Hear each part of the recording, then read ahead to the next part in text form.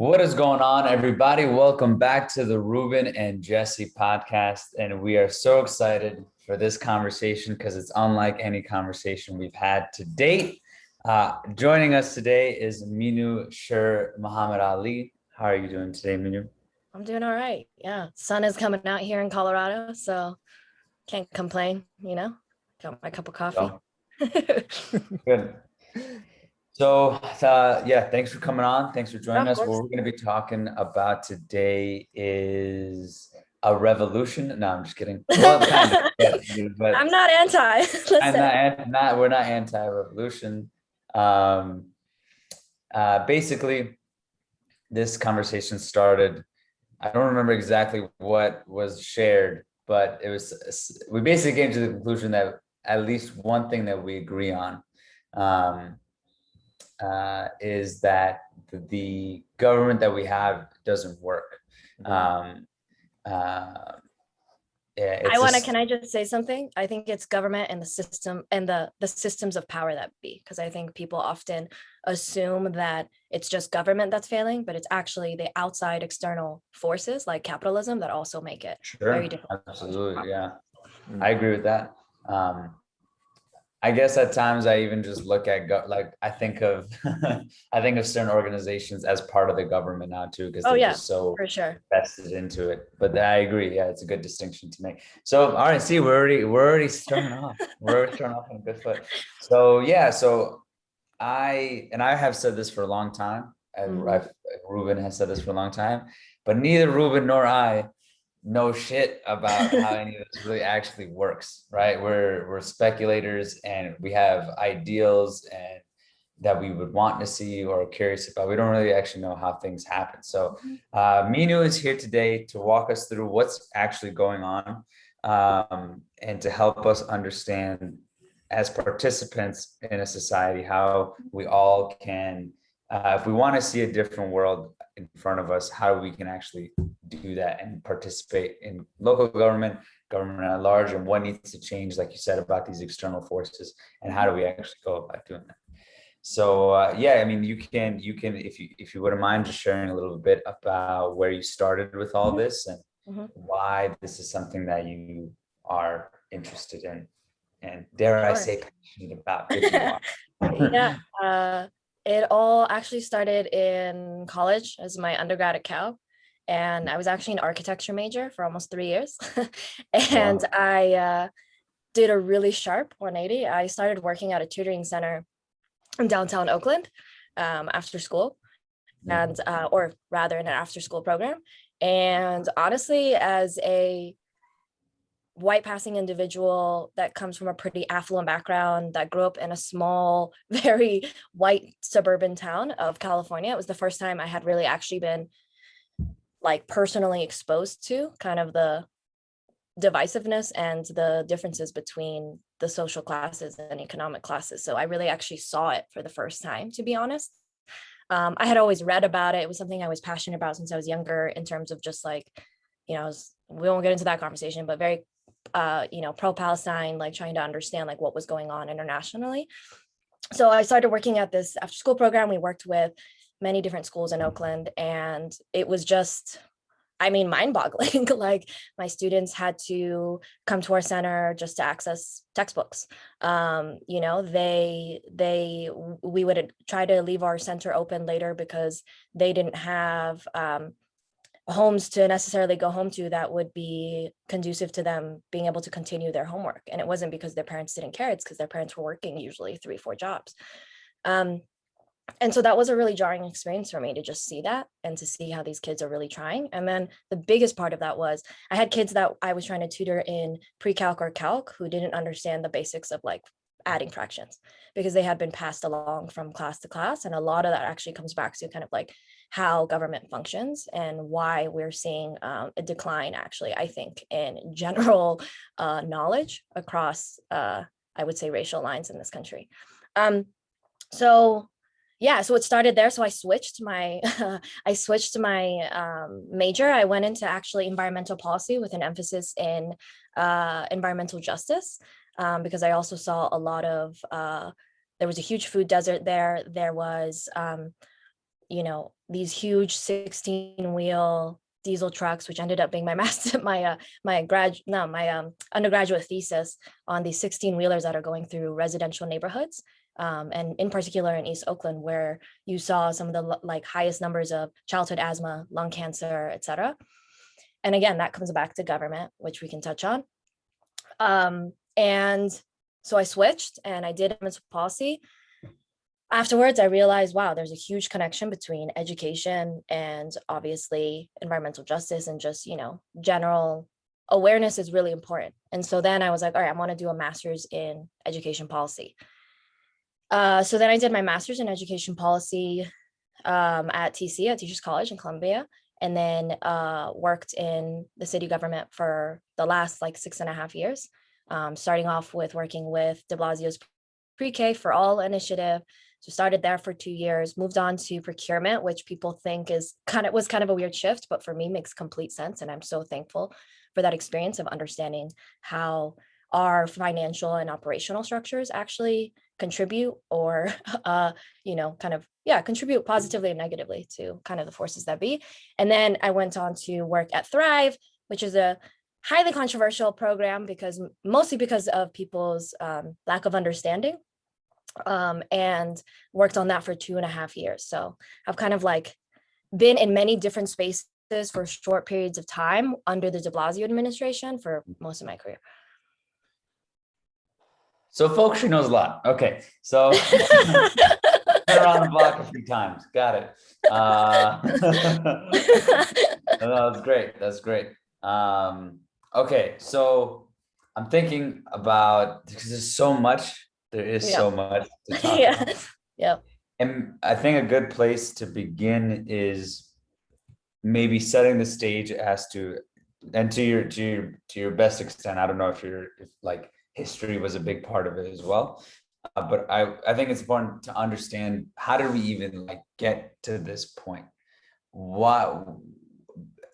Because one of the things that I feel COVID did is it exposed everything in many ways. At least to me, that was my experience of it, was that it just felt like all these different organizations and industries and things started to really collapse, and this push towards social justice, health equality, and anything else you can add the list. But I feel like 2020 was a big moment that showcased that, hey, we really don't know, we're really fucking this up royally right now in this country. And if you could explain why I feel that way, what actually happened that allowed me to see that, how much of that is actually true, and what was the inertia that got us to this place, so then we could talk about kind of what is necessary, or what we need, what's going to support us in the future. Well, so I think it's really interesting because, first of all, I think for those who have been in, whether it's government, whether it's academia, whatever it is, a lot of what we're experiencing or seeing or hearing in this past year is not new. Actually, it's been there. I remember when some huge article came out, and Cuomo in one of his press conferences said, the inequities we're seeing with COVID, there's obviously more folks that are testing positive in particular neighborhoods, and it's disproportionately affecting them. More Black and brown people are dying. And it was as someone who came from government, I was the Department of Health literally every year is putting out academic, research-backed articles, evidence-based, right? Research out there that's literally showing this exact same thing, and has been for decades, showing exactly this, just not with the coronavirus, but just insert any other disease, right? Or public health concern, and you'll see a lot of the same things. So it was, they always do this thing of oh my God, we're shocked, we had no idea, right? And that's just not true. It's become common knowledge in, I think, the policy and academic spaces, for those who believe in it. And for those that actually value who value social science research also, because there's also a huge unfortunate divide between how we view science like research in the sciences, like biological research, et cetera, and how we view research in the social sciences. So I think all of that was there. I remember actually a key moment for me was also when Oscar Grant happened. I was, I think, a junior in college. And it happened at the MacArthur BART station. I mean, I was like, I pass that all the time. Like I go to work on the BART to downtown Oakland. I literally pass that BART station all the time. So it was like a really real moment for me. It was the realest it's ever been for someone like me, right? Again, who hasn't really had firsthand experience with that kind of trauma. And so then, you know, the stories just like kept happening, right? You had Eric Garner, Michael Brown, like you had all these stories, like it was nothing new. But I think what COVID, I think a couple of things happened. One, people were at home. And I think people stopped focusing on all of these external kind of distractions as much. And we're really hyper focused on kind of like just, oh, what's going on in the world, right? Like everyone suddenly, there was like, it kind of felt like there was like almost like a communal bond because everyone was kind of in the exact same, I won't say exact same situation, but similar situation. So I think that was one thing.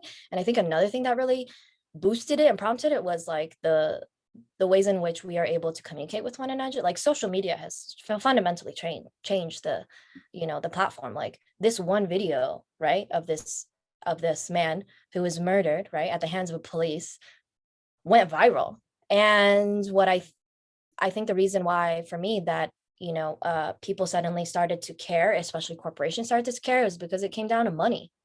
People suddenly were like, I don't want to support businesses that don't give a shit about this, right? Like, I don't want to buy Nikes if Nike isn't going to say anything when they have the platform to say something, right? And so for me, I don't know, you know, people ask me all the time, like, oh, like, it's just like, it's a fad now. Like people are only saying it or doing it because it's a fad. I'm like, I don't care if it's a fad. I honestly don't care if it's a fad because it's moving the work forward. So I don't care. Like, honestly, you think civil rights back in the day, in the 60s, you know, do you really think that everyone was necessarily on board? No, culturally, people are moved, right? Wherever people move, then more people move, right? And like, you know, they may not believe in it wholeheartedly or understand it wholeheartedly, but it's moving the work forward. So I'm cool with it. Like I have no problem with it. And it also I've noticed that people start to think differently. I mean, I've seen that in my own family. People start to think differently about what's going on because of this one video that went viral and because people kept posting about it on social media, right? It became a normalized part of the conversation. 3 years ago, I was still, you know, for years I've been on the Black Lives Matter movement. I've been very vocal. I'm not one of those people that shies away from saying I'm pro-Palestine, I'm pro-Black Lives Matter, you know, I'm all about it. And 3 years ago, if I had, you know, when I was saying that, I was considered, you know, someone who was like a terrorist sympathizer. And now that's fundamentally changed. And a lot of that has to do just with this going viral and people actually paying attention and just like constantly talking about it, even if it wasn't really them taking action, but their form of action was spreading, you know, kind of the gospel. And I'm all for it. So I don't know if that answers your whole question, but I think, you know, fundamentally, I don't think that it was anything. I don't think it was suddenly like people were like, oh my God, what is happening? I think the information was there, but I think it also became just, there was just more awareness around it. So it just became, I don't want to say less of a politicized issue, but it kind of did become more of a bipartisan issue than I think a lot of other things have. Like take the police out of it, like take like those forces out of it, but just take like this man being murdered. Like anyone who's seen this video, I think agrees that what happened was wrong. Because even if you talk to like Republicans or people that are more conservative, they'll say, yeah, that was wrong, but that's not what the police believe in, or that's not what police do. That's not how they've been trained. So I've noticed that kind of, you know, I don't know, I guess, you know, I don't want to say camaraderie because it's definitely not camaraderie, but, you know, there's just a general understanding that happening, that shouldn't happen anymore, right? So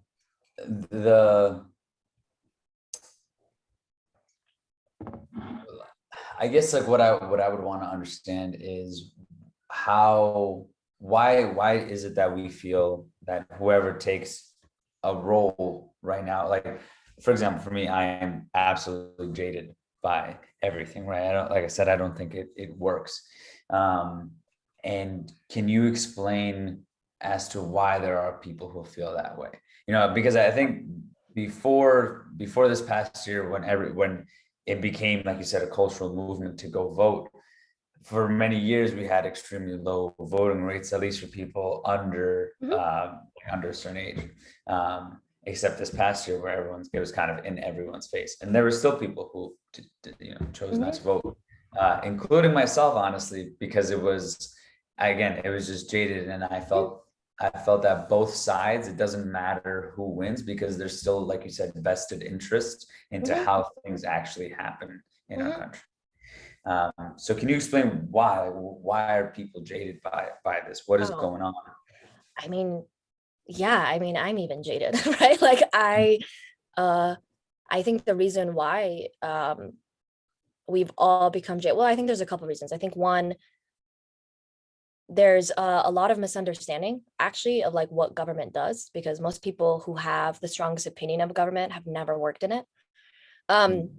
And I think two, I think that actually our capitalistic society has purposefully born a sense of apathy. I think that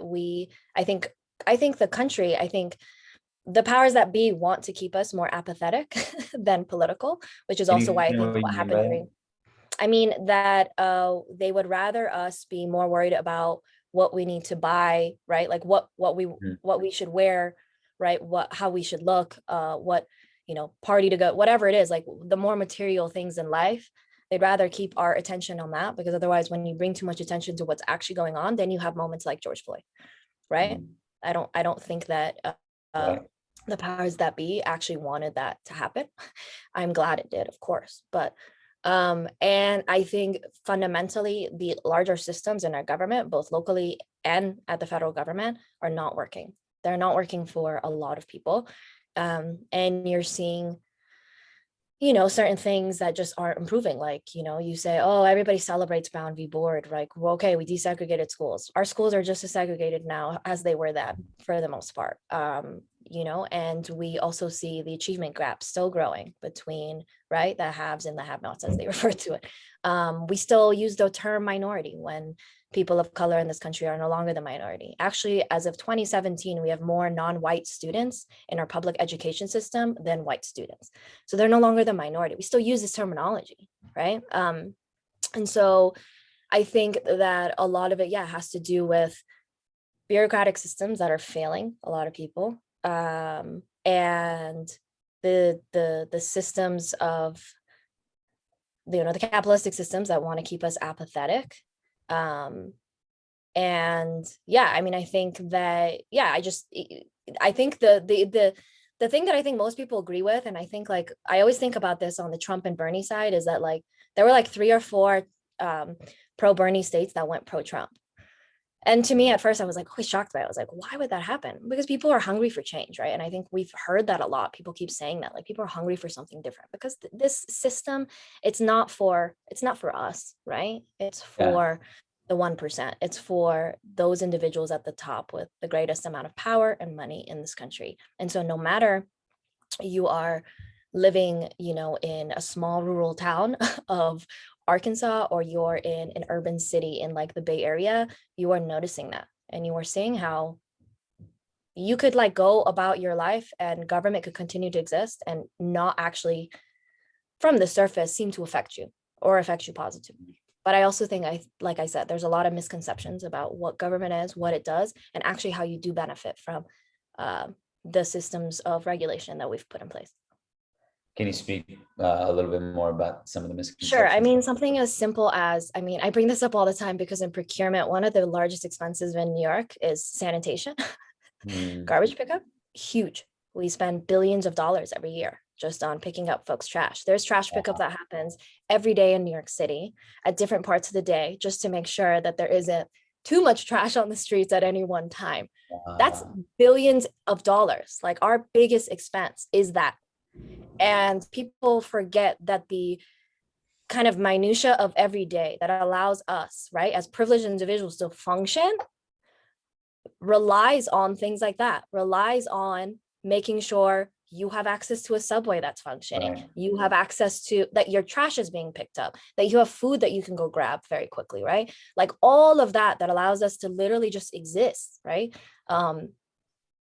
Is because of because of the kind of regulatory powers that exist, and because of the ways in which we've centralized this, like, bank, right, which is tax money, that then we decide, okay, what are the things that we can spend it on that will be, to the greatest benefit of people. And that's where a lot of the argument stems. But there are certain simple things that, like, we don't really argue about. We don't argue about trash pickup. We don't argue about, making sure we have like local, like, produce available to us. We don't argue about those things, so yeah, I think that's where I mean that, like, there is just a common kind of overlooking, right, and sort of taking advantage of, but like taking it for granted how we function versus a lot of actually other countries around the world that do not benefit from that. And a lot of that has to do, again, with how we've kind of created these systems of government.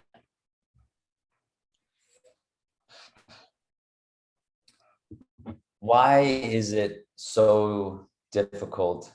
Because this is something that was boggling my mind too. Because, like you said, you've said it multiple times, right? Like, government is set up to benefit the infamous 1%, right? The government is there for them, and not necessarily for the people. But there's so many more. There's literally 99% is the people. So why is it so challenging to create shifts in what goes on in the government for the people if it's technically designed for the people? Why is that so hard? Yeah, so I think fundamentally, I wouldn't say that government is set up for the 1%. I do think that there are certain policies and laws and systems in which we've adopted that have benefited them more, right, than anyone else. We've allowed too much of these external powers to come in and actually dictate, right, where can you policy goes. Like, for example, during the whole stuff with when Trump was in power, there was a whole bill that came out about so basically what happened was, when Trump decided to do the tariffs, one of the biggest industries that was hit, which people don't actually talk about a lot, it was actually American farmers, because most of their goods and equipment and everything was coming from China, right? And so they were hit hard when the tariffs hit, because the tariffs, like, not only did it make it hard to access these goods, but it made it incredibly expensive to the point where, like, you couldn't afford it. Like, you couldn't afford it as, like, a small time farmer in this country. And so there was a bill that came out about how to support farmers during the time of the tariffs. And instead of figuring out, like, okay, instead of actually listening to the farmers and actually understanding what the issue was, in order to continue their own kind of thing of, like, we don't want tariffs, and we want to basically create, like, a system of control, they drafted this bill on how to support farmers, and it ended up just being payouts. Like, there's actually a lot of conversation now happening about how we're ever going to be able to recover, because 40% of farmer income now is relies on government payouts. So there was this bill that was drafted, and the first couple of drafts of that bill were drafted by the largest farming companies. Like, it wasn't like, okay, let's bring in the academic experts, right? Like, let's bring in folks that actually have done research on this. It was actually it was actually like the three largest, because now, like, this idea of the small farmer is, like, becoming more and more extinct in this country. But yeah, it was like the three largest farming companies that wrote that bill. That should never be allowed. That should never be allowed in government. You should never have external forces that are biased and have self-interest come in and set and kind of dictate what decisions are being made. And Trump allowed for that. So, like, even if, and I'm not saying that it doesn't happen on the Democratic side of the aisle, because it does happen on the Democratic side of the aisle, right? But it doesn't happen so blatantly. Like, it does happen. I'm not denying it. And I'm one of those people who, like, I'm a democratic socialist. So I'm not, like, pro Hillary, pro Biden. Like, I'm not on that train, but I did vote for Biden because, it was the lesser of two evils in my mind. But yeah, I mean, that's what I'm talking about. Like, those are the powers that exist within our government that allow that allow government to not function the way that it's meant to function. Okay, so this is a great place to go to next, because this is something that's been concerning for me. And you also just brought up that you're democratic socialist. So let's get into it. Sure. uh, okay, that's something that I feel as if I've been seeing more of is, and like you said, it's already been going on for years in other ways, but that government is more and more dictating what you do and who you do it with, and how much you make and what for, more and more and more. And uh, and you hear this a lot, like my parents came from the Soviet Union. They seen this rodeo before, you know what I mean? And there are people who, so there are two camps, right, that I hear of, like people like that who are, if you bring up the word socialism to them, they will go crazy. They'll lose their mind. They'll be like, well, what do you mean? This is why I left my country. And then you have another group that are pro-socialism. And my intuition tells me that we're saying the same word, but meaning different things. And so if you could, like, knowing that the government that currently is pushing towards having more control of people's pockets, and even more now with their connections to social media, and what gets dictated on there, what gets dictated on the news, dictated on different platforms. So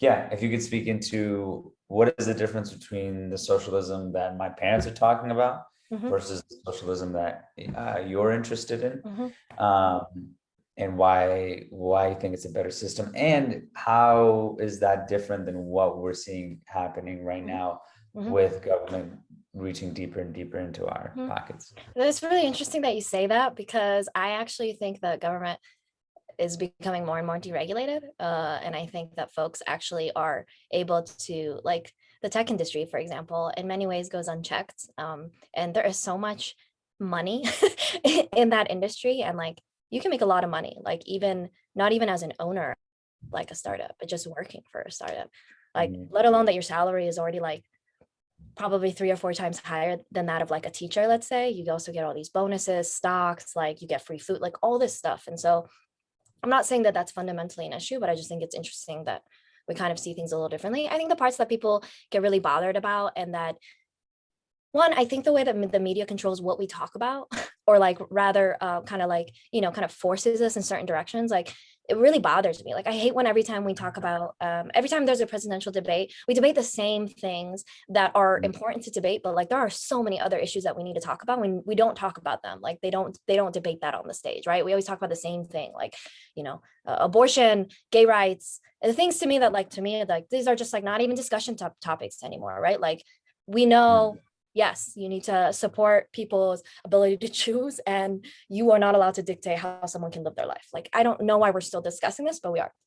But it really bothers me that we only talk about those things. And I'm bringing that up is because we then also see the media right now, like every time, and this is why I can't go on CNN, MSNBC, like I literally cannot read any of that news. I pretty much get all my news from Democracy Now! But, we talk about the same thing so much. We talk about right now, like once everything happened with Trump and Trump got banned from Twitter and Instagram and everything, like that became all we talked about, right? Like that is all we talked about. I understand that that is kind of fundamentally against kind of our constitution, right? Like people should have the freedom to say what they want to say when it doesn't hurt other individuals, right? Like there is this whole thing about like screaming fire. You can scream fire if there's a fire, right? Like you should scream fire when there's a fire. And so I think that, yes, people should have the ability to say what they want to say, but I think, there's a lot that happens within government that people, again, don't understand. And I'll bring up a great example of this is like pre-K for all. Pre-K for all, was this very simple idea. Like it already kind of existed, but it existed only for folks who made up to a certain amount of money that we basically would provide, right? Like Early Learn and Head Start. I don't know if you know them. They're federally funded programs for young students between the ages of like, actually from like birth to 5. So if your family makes up into a certain amount, depending on what city you are, it's usually under the poverty line, then you get free access, right? You basically get free access to an after school program, a full day pre-K, whatever you need to take care of your child. When pre-K was introduced by de Blasio, it was universal. So the idea was anyone with a child, right, that was between the ages of 3 and 4 would have access to free, full, all day pre-K. If you ask people across the line and you ask people in different like economic groups, like what they thought about this, I'm pretty sure everyone would say this was amazing. This is like literally for some people, like between, depending on where you are, between $20,000 and $40,000 that families are saving now because their child is in a full free day, a full free pre-K program in the city. So to me, why like if you remove that if you removed universal pre-K, to me, right, that is again, government imposed, right, kind of program. To me, 2 things would definitely happen. One, you would see, again, certain communities not having access to pre-K programs or having access to only the most toxic programs that are severely underfunded. Or you would see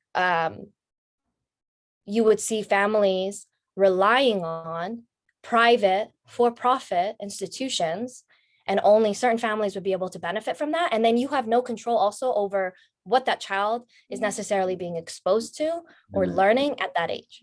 And when you're talking about the ages of 2 and 5, which are the most fundamental years of a child's life, I'm not saying that we should say like, this is what a child needs to learn, but there is academic research that has been done on what is best and what will most promote healthy social emotional development in young children at that age. And if you leave that unchecked and deregulated, you are potentially messing with the livelihoods of these children as they grow older.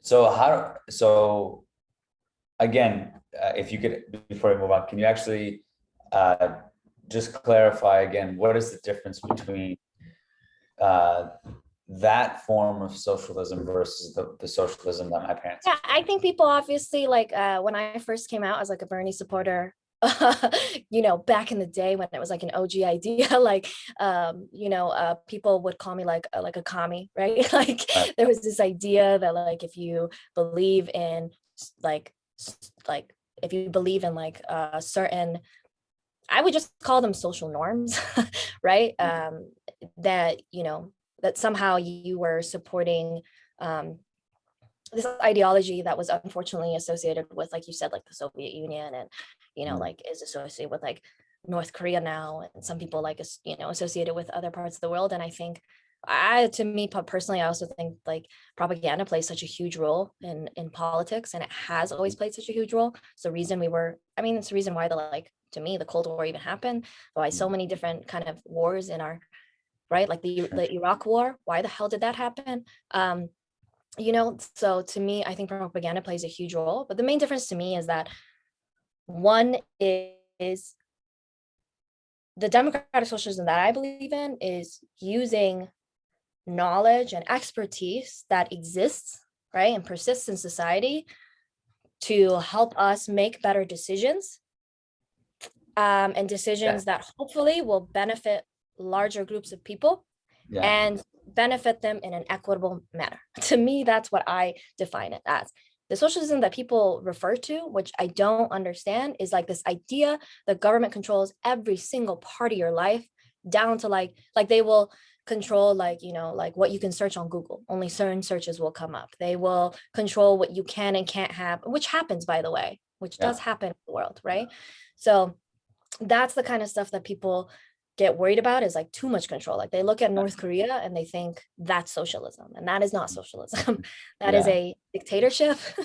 That is not at all what socialism is about. And so I think that that's what people associate it with. And again, it has a lot to do with the propaganda that persisted around the Soviet Union and everything that happened with the Cold War. Like people were pushing all this stuff about how being socialist and communist is terrible. And communism doesn't, to me, my personal opinion is that it doesn't work functionally. But that doesn't mean that I'm not going to still believe that we need to have certain social welfare systems in place. So where I think we agree is that the conversation was actually around Yang. I remember this now. We were talking about Yang's music video with Jin.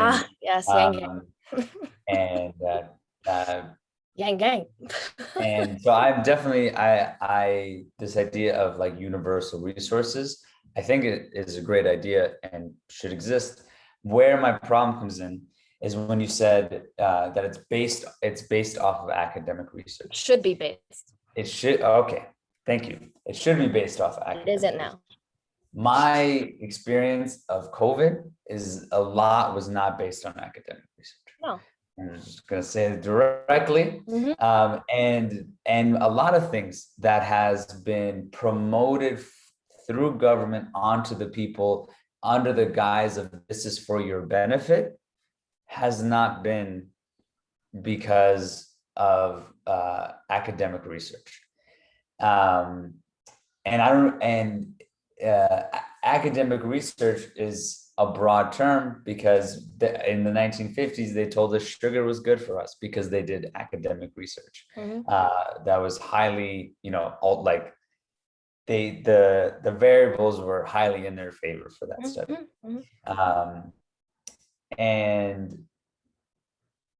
So one of the things that I was thinking about was like, is it possible, or what would it look like for us to live in a technocratic society?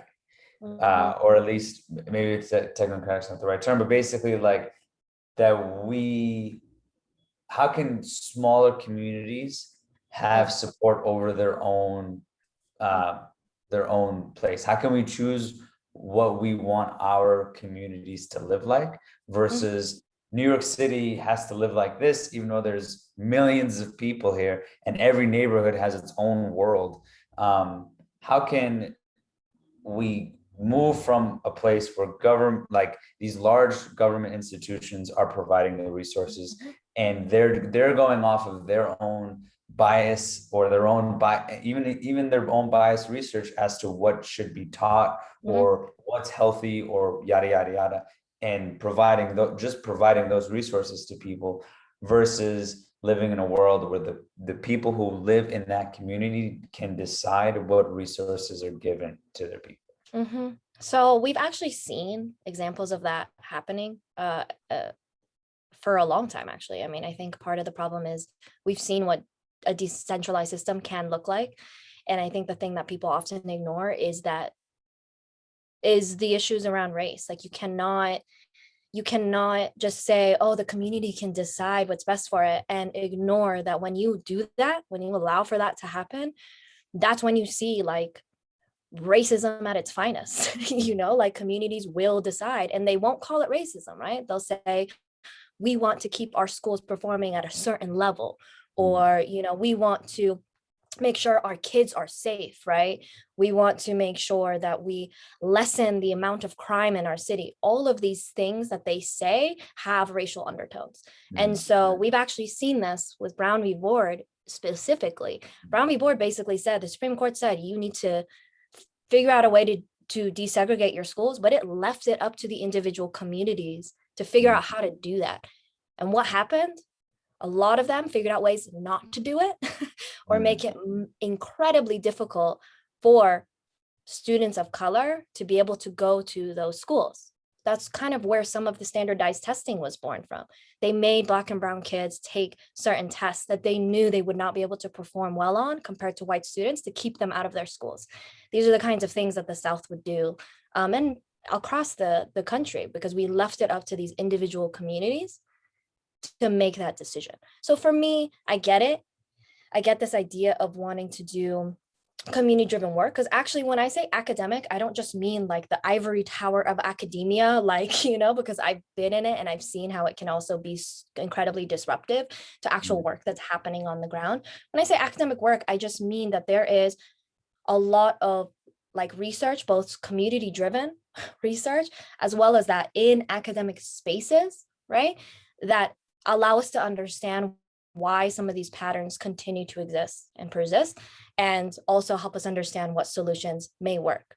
So that's why I say that, because that body of research exists, and it exists in different ways. And a lot of that should be community driven. So that's where I actually think we can bring community input into, is that community driven work is really important. So one of my biggest issues with like Thrive, for example, is its intention was great. The intentionality was there. They wanted to be able to promote mental health, and in particular to target areas of New York City that were suffering the most because of, basically, right, like decades of trauma from oppression and racism, right? So the intention was there, but the problem is that we were just like, okay, here's what the ivory tower says, or like we found some evidence-based programs that work and we're just going to throw it out there, right? And it, a lot of the programs, it's not that they didn't work, they just didn't work as effectively.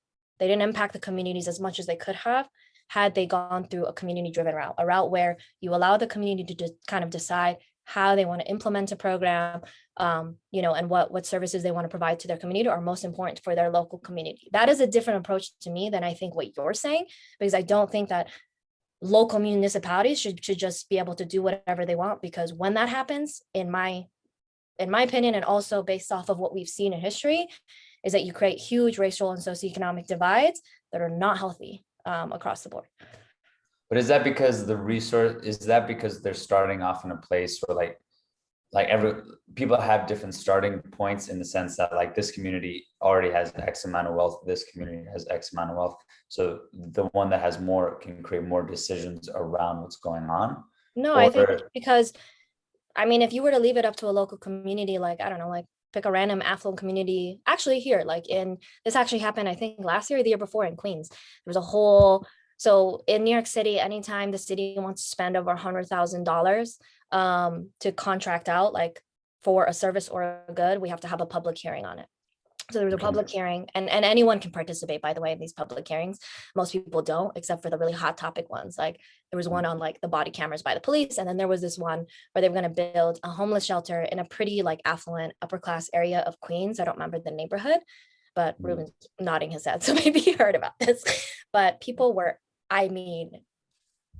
to me, it became nasty. Like the things that these people would say, the ways that they would react to this shelter being built in their neighborhood. And if you had the audacity to say to them that they were being discriminatory or racist, they would be appalled, because they don't even see it in their mind. They're just thinking of it as like, I am protecting my family, I'm protecting my community, because of these false notions of what it means to have a homeless shelter nearby, right? Like this false notion of what it means to live in an area where you do have social, racial, and economic diversity.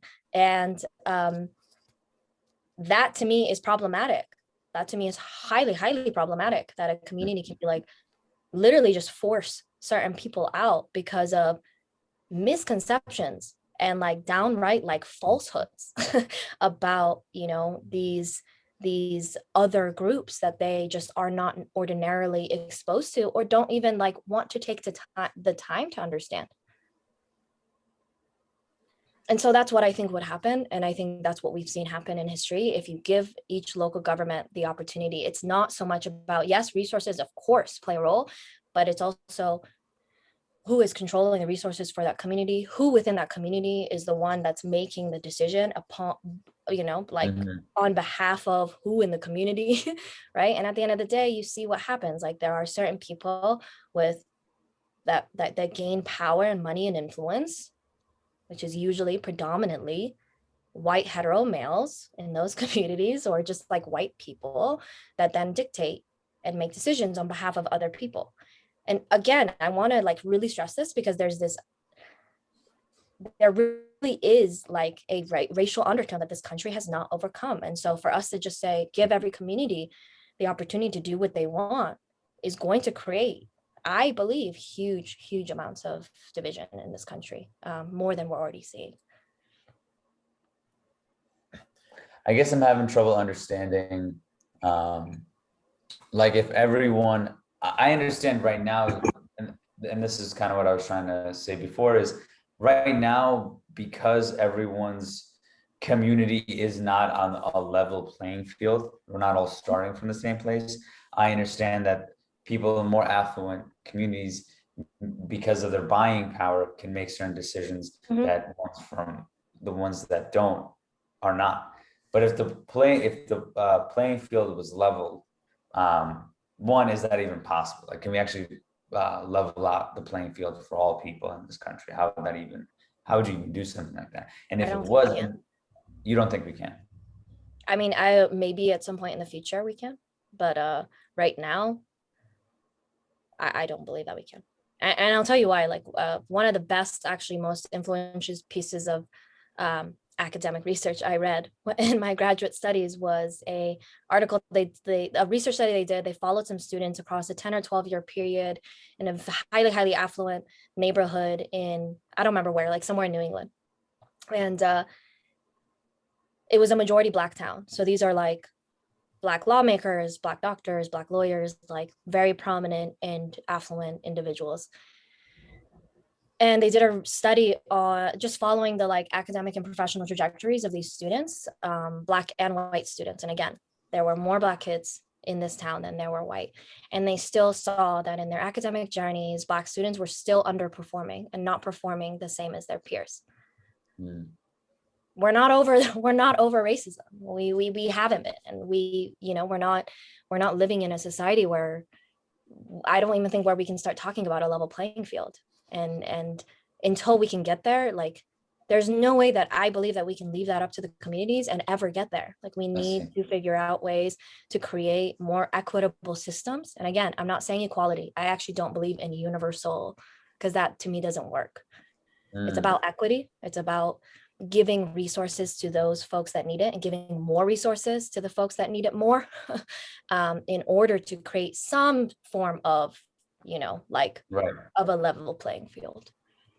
Okay, so let's talk about resources then, because the first place that I wanted to talk about is education, in the sense of like, I really believe knowledge is power. Like if anything life has taught me is knowledge is power, and poor knowledge is fucking dangerous.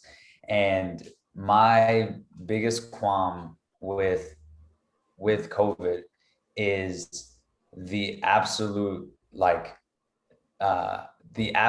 just craziness around the fact that there were only one source that people were listening to, and that was encouraged. And you talk about, like, you even mentioned like social media, like the internet and social media being, or tech being decentralized. And I would disagree, because like I know that the social media is only concerned with the CDC guidelines and what they're doing. They're only concerned, Google is only concerned with specific searches on specific pages, and anything that is not of that sort will get shadow banned. Many of the people who I follow, they're not conspiracy theorists. These are doctors. These are just as qualified professionals, who I would say are even more qualified, because no one is dying under their hand, like CDC, like the WHO. And the CDC and the WHO are also known for putting terrible information that was backed by companies like Coca-Cola or Bayer or Monsanto, because it benefited their pockets. I believe, like, I read this book called Food Fix by Mark Hyman. And I think, I think, if I'm not mistaken, the WHO was built on a donation made through Coca-Cola. Like that's how the WHO actually began. So the fact that if anything you share that says COVID in it on Instagram is going to send you to the CDC page. And if you're saying something that's controversial, your content is going to go down. And nowhere in the news are you seeing the thousands of doctors that are saying, hey, here's what we're seeing about masks. Here's what we're seeing about this thing that they're calling a vaccine. Here's what we're seeing about this and that, and nutrition and all this stuff. Like, I remember I watched this one video where they talked about this specific type of medicine that was being used in India that had 100% recovery rate, 100%. And it wasn't a vaccine, it wasn't a shot, it was some sort of like natural medicine that was helping people who were having symptoms like COVID. And the fact that none of this is being discussed on the main stage drives me up a wall. And like how do we actually stop that? Because it's bananas. I mean, first of all, that's a lot to unpack. but second of all, I think actually we are on the exact same page about that. I started off this conversation by saying, you know, that the systems that exist are not working, right? Like they don't work. And I actually do think also the relationship between the East and the West, as an Iranian and as someone who grew up in a very My sister, I got I grew up in a very culturally Iranian and Muslim household. And to see how folks react to Iran, or, you know, how they react to me when I say that I'm Iranian, and I very purposefully say I'm Iranian and not Persian. Persian is my ethnicity, Iranian is my nationality. I say Iranian because there's no shame or guilt or fear of being Iranian. And the relationship that we have, the East and the West, is, oh my God, like that's problematic across the board. Like that to me is more than just like a, you know, government, you know, is shutting down things. No, actually corporations, like the Western powers, that like the powers that be in corporations and government everywhere, wants to downplay, belittle, degrade anything that has to do with the East, because they fear the East overcoming and actually becoming the world's superpower, right? The biggest conversations right now, and I actually had a dinner conversation actually with a couple of friends, and they were like going into it about like, oh my God, China's going to become the #1 superpower. Like, oh my God, they're about to like, you know, overcome the US. And I don't even know what metrics they use for this, right? But I literally just stopped them and I said, what would happen? Like, what's the worst thing that would happen in this world if China became #1 and US went to #2? And everyone just became quiet. Like, what would actually happen? And if you actually look at it, and I have conversations with my dad about this all the time, because a lot of the ways in which like China still has imperialistic ideals the same way that America and the West does, but they approach it in a completely different way.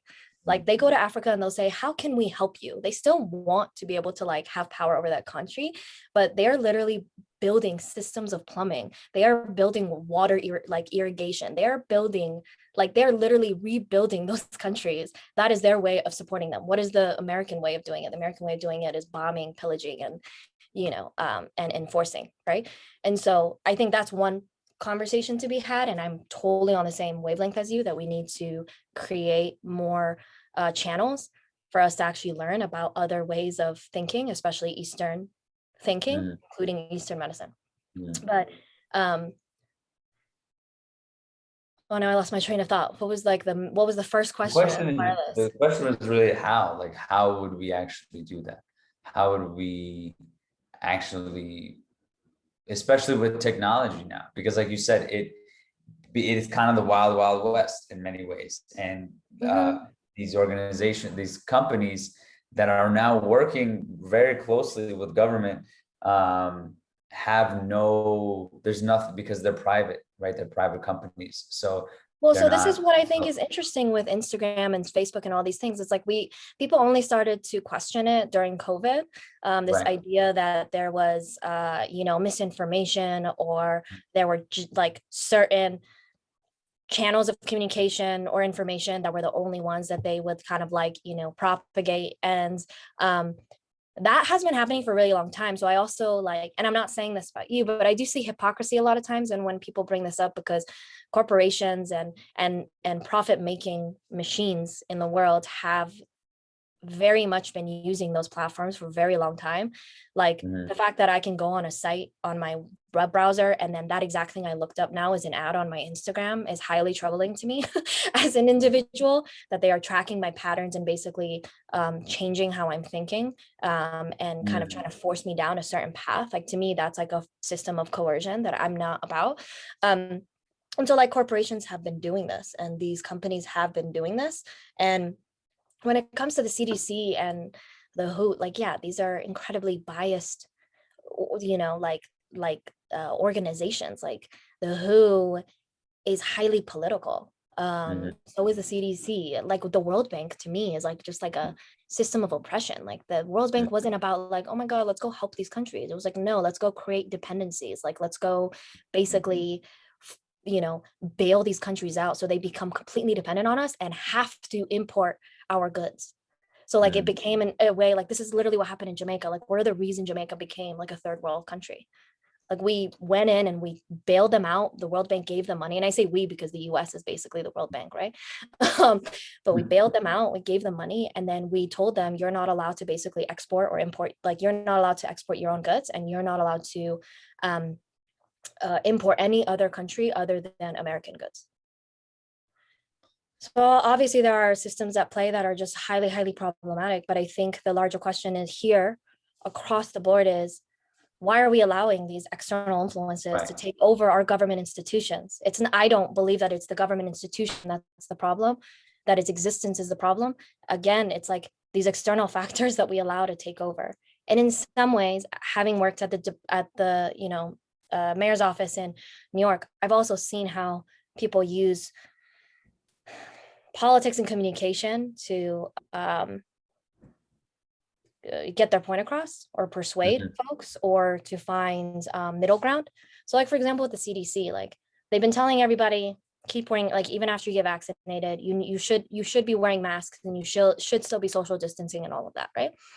But then like maybe a few weeks ago, they put out something online that said people who are vaccinated, if you're with another vaccinated person, you don't have to wear a mask. So it's just like contradictory completely, right? Like they're still recommending it, but then their website says you don't have to do it. As someone who's worked in government, I know why they're doing that. I know why they're putting like this false information out there, because they are also trying to figure out ways to get more folks vaccinated. They are also trying to figure out ways to ease some of the tension that exists across this country, right? So like a lot of our political, because we have government institutions and political powers, which, are often seen as one and the same, which they are, they're obviously interwoven, but the two kind of work in tandem, right? So like you have, like in New York City, you have like 45 mayoral agencies, and you have over 300 agencies that are either state or city that actually are the reason the city functions.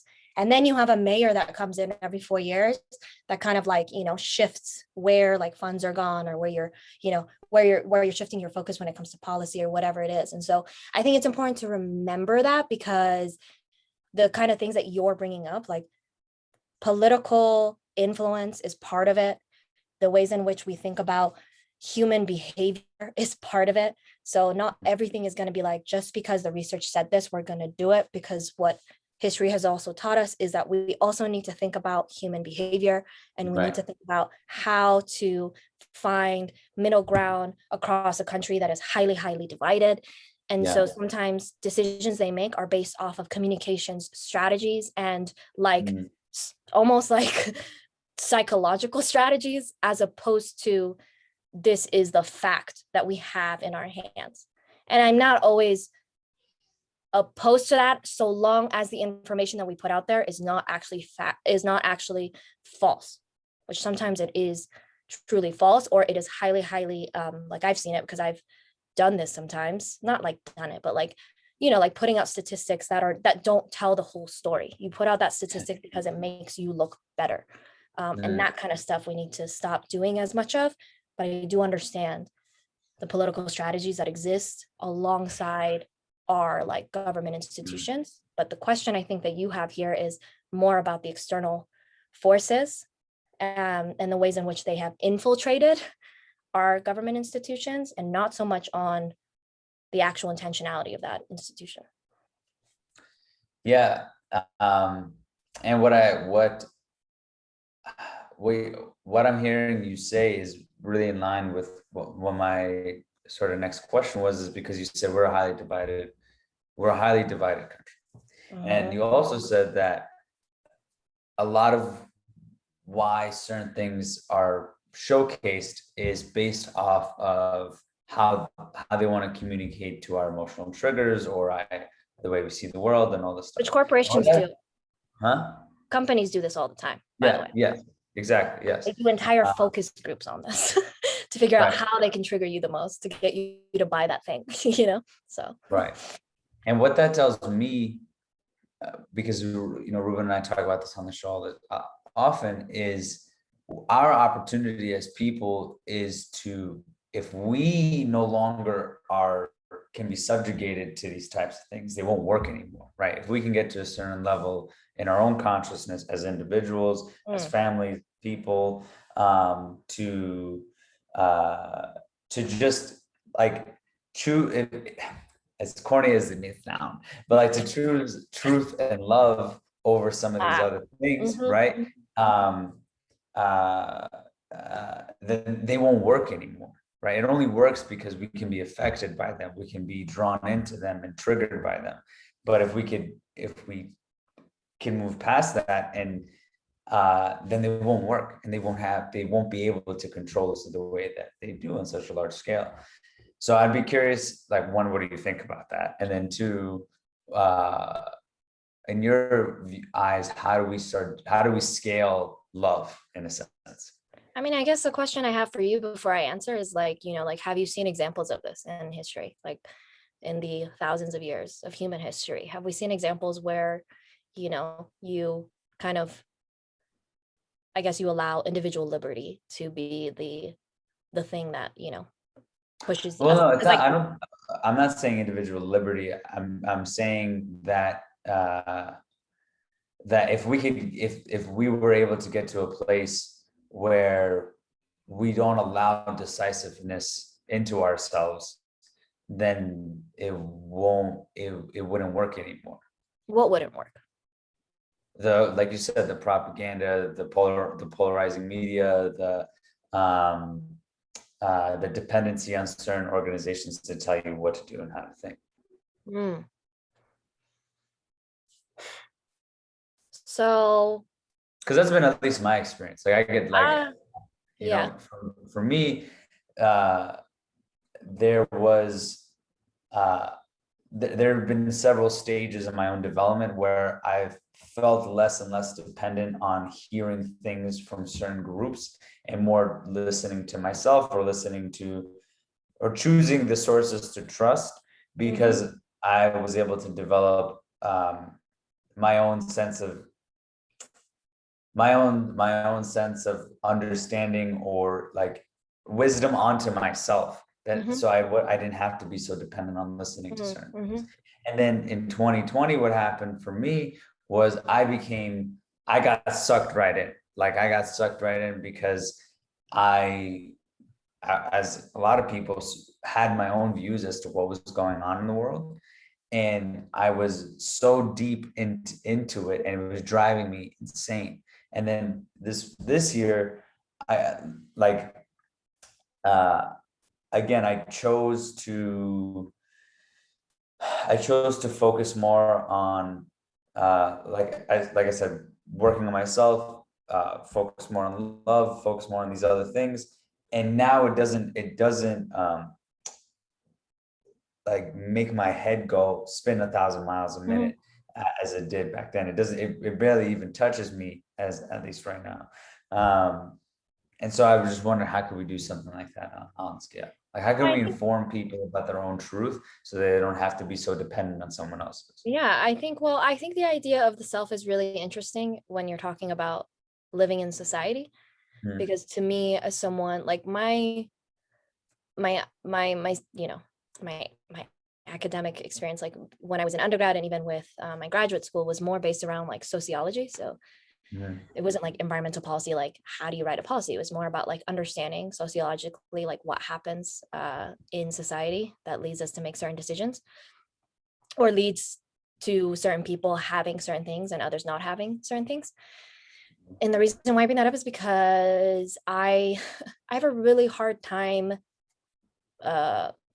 thinking about individuals just like being their whole true selves, because there's so many factors at play. Like this is the argument that a lot of people bring up when they talk about like anything that has to do with social welfare, really. Like anytime you bring up like, food stamps, you bring up, I don't know, like even affirmative action these days, anything that you bring up like this, people will say, well, individuals, like they'll bring up that like that one exception, right, to the rule of like, well, this person, like they even make movies about it, right? Like Freedom Writers and like all these movies about it, about like, what about that one person that overcame all of their struggles, they overcame like the trauma and the, you know, the exposure to like, you know, poverty-stricken areas and all these things, they overcame it, right? It was like, so it's all about the individual, what the individual is able to do and overcome. And it's like, nah, dude, it's not, because we have not set ourselves up to even be at a place where we can think about the individual just like acting on their own accord. Like even myself, I like to think like I have my own thoughts and opinions, but I often also think about where those thoughts and opinions came from. And they came from multiple places. So like, would I have the same opinion I do now if I didn't grow up with the parents I grew up with, if I didn't grow up in the neighborhoods I grew up in, if I didn't have the, you know, the educational experience I had, like so many factors. And in sociology, all of those things, right? The social matrices that you exist within are the reason why you are who you are, right? Or like the way that you think, the way that you think. So I think I understand where you're coming from of like, you know, if we were all to like actually act on love and like act on this idea of like community and like, you know, these things, like it sounds great, it's ideal, but I just think it's just not reality. And the conversations that I've had with people across both sides of the aisle, because we only have two sides in this country, is that there's a lot of actually, for me, I believe, selfishness that exists in like the humans that I see today that I don't particularly like and don't want to be that. And so I actively also have to fight against that myself.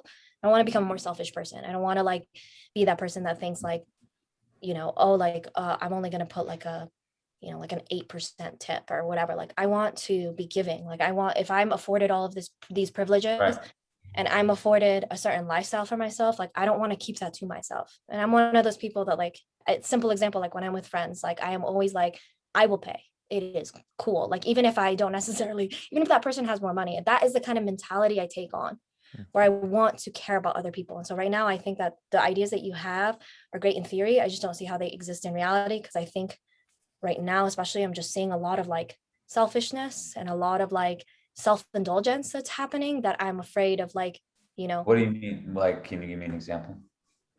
Like people are really like bring up the conversation of taxes and like, let alone like, I wonder like right now, like with taxes, like I have an issue with taxes, not because I don't believe in taxes, obviously democratic socialist, but I do have an issue with, you know, where our taxes go, the majority of our taxes go. But there's like a really false narrative that exists right now that all of our taxes go to like Medicare and food stamps, like literally like a small percentage go to that, right? Like if you just thought about all your taxes as like, you know, like let's say like $10,000, half of it alone goes to corporate subsidies, half. Just right off the bat goes to corporate subsidies, right? And then like another quarter go to the military. And then you have like a little pocket that's left for a small portion of it that's like social welfare, and then like a variety of other things, right? Like social security, things like that. And so I just don't, I just see people who like really are like, oh my God, like finding ways to like circumvent having to pay their taxes, or, you know, like not wanting to help someone out, like outside. Like I've seen in New York City subway, I've seen elderly people having to stand because people are not getting up to give them their seat. Like just like really basic things that then I think honestly play into like your entire like sense of like being and like what it means to be a person and like what it means to be a part of a community, that I just don't know. Like if you left it to the individual, I don't believe that we're going to become a community of like love and like acceptance and, you know. Well, I don't think I was necessarily like leave it up to the individual to figure their stuff out. I was saying more in the sense of how can we empower, how can we get to a place as individuals, but also as a collective, that we can no longer be subjugated to these things because we're not interested in them anymore. I don't know if we'll ever get there. I don't think that human beings can get there. But what I do think is that Why? Because I think people are highly influential. Like, I just think we're influenced by. Right, people are highly influential, but if you choose, like, if you become influenced by something else, right? That's more life affirmative than some of these other things, then can't you just choose to be influenced by that thing instead of Yeah, something you going to be can, but I not? think again, it comes down to this idea of choice. And so I think if I was okay, so I would say like, like I think equity comes into this because I think that for me or you to say like, oh, I can like, yeah, I do feel like I can choose one because I have a general awareness that a lot of people don't have. So, like the way that I've been educated, the exposure I've had because of my parents, like things like that, like I can go and seek out my own knowledge, right? So that like that in itself is a privilege that a lot of people don't have. Um, and so it does need to start kind of like foundationally, like you need to make sure that all people, if you're really talking about this, like all people have access. Like access is huge. The amount of inaccess to information and real information in this country is absolutely abhorrent across the racial and socioeconomic, kind of divide. It's really abhorrent, and you need to start there. So like, do people actually have true access to all these different things, and do communities that have been, ignored, overlooked, kind of like cast aside, do they also have access to the same level of information that, their white counterparts have and, access to? Like it really does start there. So you gotta make sure people have access. And then you have to talk about things like our education system, because our education system is not a system of like, let's create individuals. Like that's not what this education is about. This education is all about creating like law-abiding like contributing members, like contributing citizens of American society. Like that's what our public education system is about and has been about. So then you need to talk about like, how are we miseducating children across this country, and what are the ways in which we need to reform our education system, or rather like just completely redo, right? Like revolutionize our education system so that you can move towards that, because Yeah. without that you're not going to. So there's just like so many different areas. And then you have to talk about housing. Do people have access to housing and food so that they don't have to worry about that stuff, so their thoughts are on that, and their thoughts can actually be on what is it that I believe in truly, like not just because I need to get food on my child's table or because I can't pay my rent, right? Because a lot of people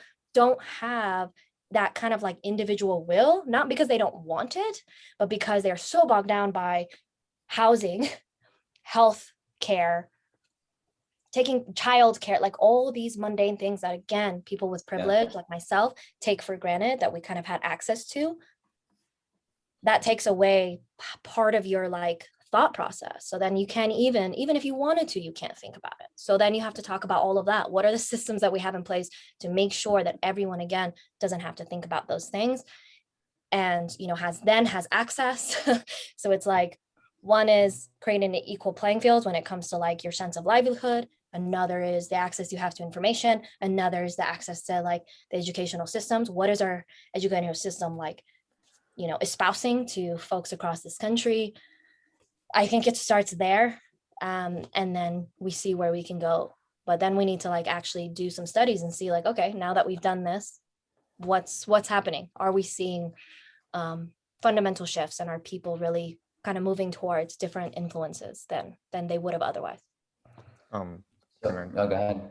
I know I've been quiet for a while because I'm always like, how do I step in? I feel like I'm like when it comes to political stuff, but something you mentioned, I like to say I'm pretty lucky to, some people would take this, I don't know if they say it as luck, but I grew up in that, right? Like mom could not worry about anything else but pay rent, put food on the table, childcare, healthcare, making sure we were able to go see the doctor. She never could figure out anything else. Yep. If anything, I didn't learn until I was much older that she sacrificed so much for me to have the ability to even think and have the privilege to go out there and learn all these topics that me and Jesse are able to talk Absolutely. to, Yeah. or even have what I have, like being able to move to California, live in a pretty decent neighborhood, and do all these things. And I'm like, oh shit, it's the sacrifice that my mom made, because I don't have to think of those things anymore. I already beat past that. My mother had to sacrifice for 20 plus years, making sure the rent was paid and food and all that. And now I work in a nonprofit that is part of education. So it's like getting folks trained to go into corporate America and work at these organizations. And we work with a lot of folks, Black, Latino, everything, which I learned from you today. We don't call them minorities anymore because they are the majority now in our country. So I like that. I have to bring that back to my job. And that's what I see now. Like I see that difference, and I'm pretty lucky to work in this institution because I'm like, oh, I see it now. I see the students who don't have Wi-Fi and don't have access to the knowledge. And I'm just like, before I worked here, I was like, everyone has Wi-Fi, right? Everyone has Wi-Fi, right? And now I'm like seeing like, oh, wait. And, luckily we have, donations and all these, we have funds specifically for those people to pay for their internet while they're doing our program, for instance. So I'm seeing this and I'm just like, shit, it's like, coming as a Latino from Coney Island, Brooklyn. And I'm like, if it wasn't for my mom and that sacrifice, I'd be in the same boat as her. Like it's cyclical. And it's funny enough, I'm reading a book about cycles in American history, and you brought up history. I'm just like, Jesus, like we've been going through this over and over again. Yeah. It's happened. And one of the chapter I'm in is right now like called The Crisis, because there's 4 turnings in America. We've had this cycle happen 6 times already, and they go through all the history.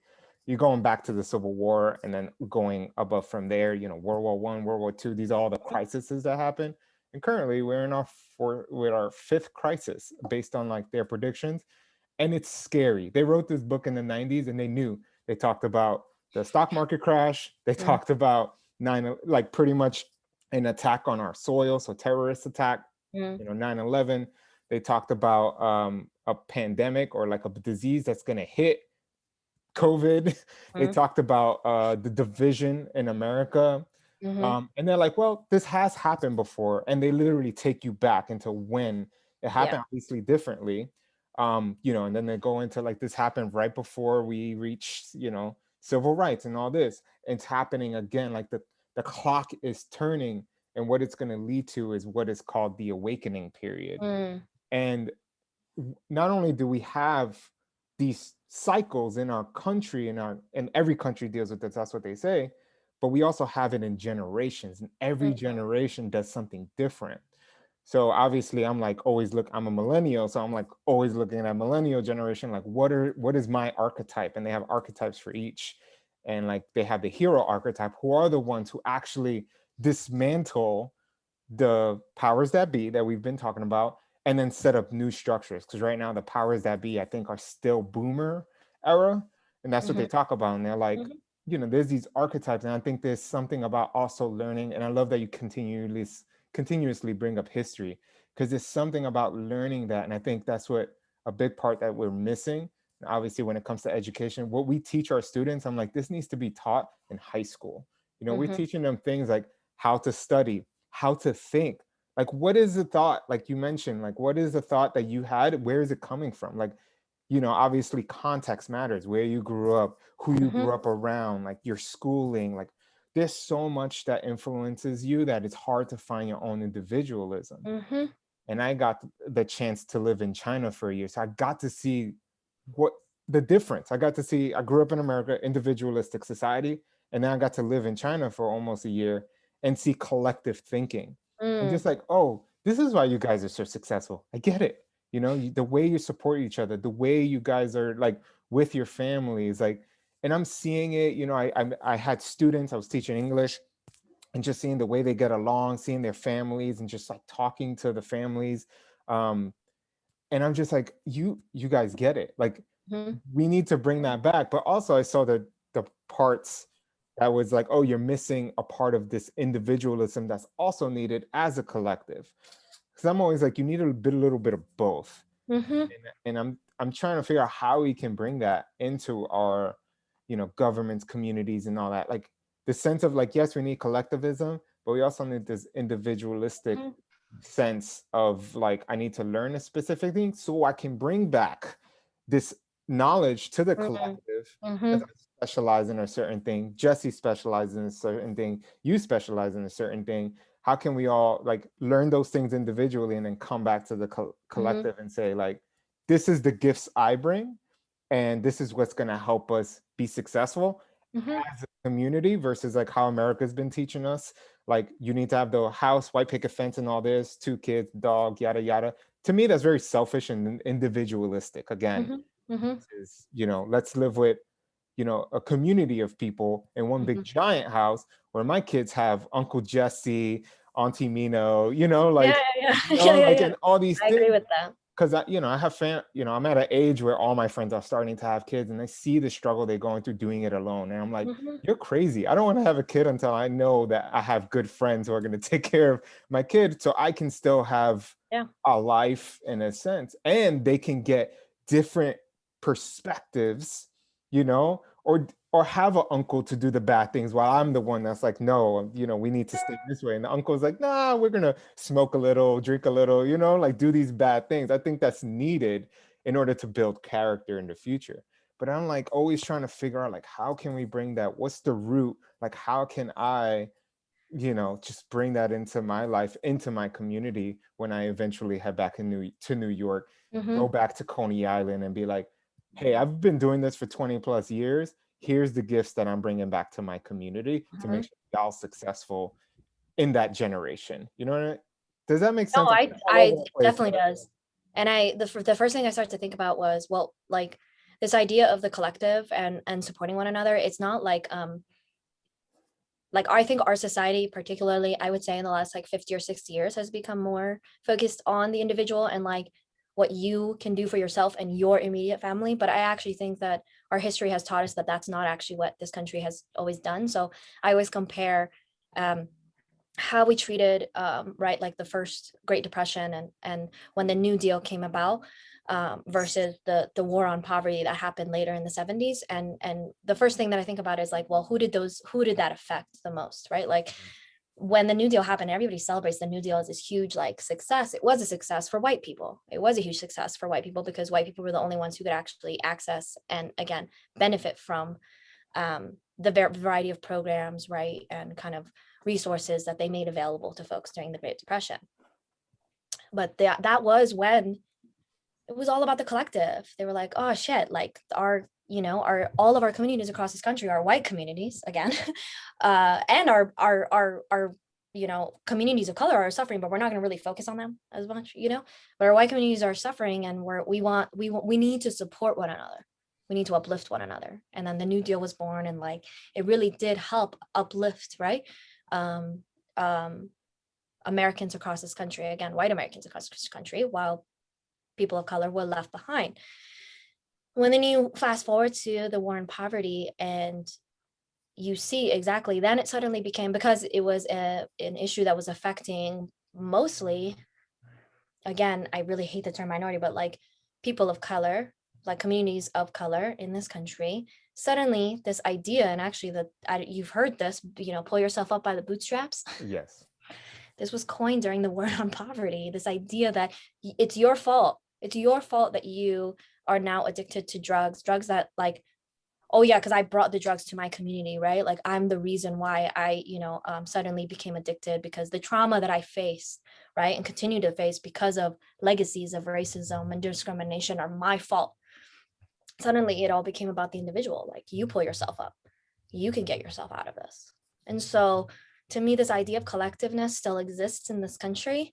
It just exists within, again, particular communities. So it's like white people who stick together and believe in helping one another out, and anyone else who is seen as like foreign or other is not seen as part of that. And that's when this idea of like individualism suddenly comes to be. And it's kind of like what I always have conversations with people who are more conservative about, is like, there's certain things that they do still like believe in community. It's just like their community, like what they believe is the idea of the ideal American community. So I do think that this collective ideal is a part of our fabric.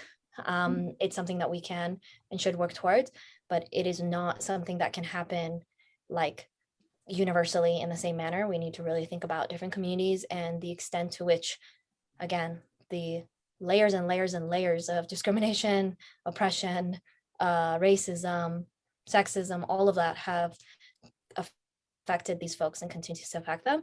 Once we start to build towards that, we start to resolve some of, not even resolve, but like start to just like target some of those areas of trauma and those areas that really affect our ability to survive and exist peacefully, then we can maybe move towards like this idea of, you know, like I don't know, like being collective, but also like individuals really being able to explore who they are and what they want and what they believe. I just don't think we're there, and I don't know if we I don't know when that'll happen. Yeah, you mentioned an upheaval, and something this man named Billy Carson, who I admired for many years. He actually has a space agency, which is pretty cool. But he said something that I don't remember exactly where he's from. I think he's from Ohio. Billy Carson is a Black man who I think grew up in like one of the worst like poverty-stricken neighborhoods in Ohio, and he does a lot of work there as well. And something he says often is that what it's actually going to take for us to shift out of our capitalistic society is that millions of people decide on one day to stop. Like we decide to stop paying for gas, we decide to stop going to work, we decide to stop paying taxes, we decide, and it's not that like we go out there and like we collectively just choose that we are no longer participating in the way things are, and that will be the only way that we actually see a monumental shift. And he references MLK and the buses, that basically like before everything with the segregation on the buses and sitting in the back was very strong. And then once they all decided to stop, they moved very quickly, because at that point it became about money, it became about their livelihoods. The ones who were controlling it started becoming about their livelihoods, because no one was taking the bus. And so then action was moved on very quickly. He's saying, well, you saw that too during this new, I would say, right, uprisal of BLM, like the fact that you can go onto Nike's website or any of these major brands, right? Like you can go on H&M's, whatever, like, you know, you can go on their websites and see them say Black Lives Matter, because it started to affect their bottom line, right? Yeah. They knew what they needed to do to continue to profit off of people and off of culture, right? So like that's, I think we see a present day example of that, exactly of what's happening. So do you think it would need to be, do you yourself think it would need to be a drastic moment like that to really see an upheaval of change? No, I think we've been seeing it also bubble. Mm. Like it's getting more and more and more and more and more kind of pronounced, and then eventually it kind of like, you know, the bubble bursts. And that's what we saw with George Floyd. I don't think that that was just like this one random isolated incident. I think because we had you know, decades of similar instances and of communities suffering and being traumatized, that you finally had this moment where it really caught everyone's attention. But you know, there was a lot that happened that led us to that point. Yeah. Right. Like it's the bubble that burst. Like we finally, you know, something finally caught on, and I'm thankful it finally did. But yeah. More questions than answers. Yeah, definitely more questions than answers. Is there anything? Go ahead. No, go ahead. What are you saying? No, I was just gonna say, like, this idea of the individual having, you know, I just see and hear a lot about people who think that their way of thinking really is their own way of thinking, and I know that sometimes certain things that I hold on to are because society has told me that that's what I need to do. I still kind of like hold on to them, right? Like, I mean, I talk about this all the time, but like recently I stopped as much doing my hair. Like I used to straighten my hair all the time. Like it would like every day, straightening my hair. And I've now been leaving it more natural, but minus the blonde, that's not natural. But but you know, I would always make this joke about colonizing my hair. But it's kind of true, because there was this idea of like what beauty was, right? Like being beautiful meant like having like very straight, very like, you know, kind of like white looking hair, right? And side note about that real quick. I don't understand why. Like I've always been more attracted to kind of like voluptuous hair, or hair that's kind of everywhere. I always find that way more attractive than just like straight hair. And I know that's like that's been a thing.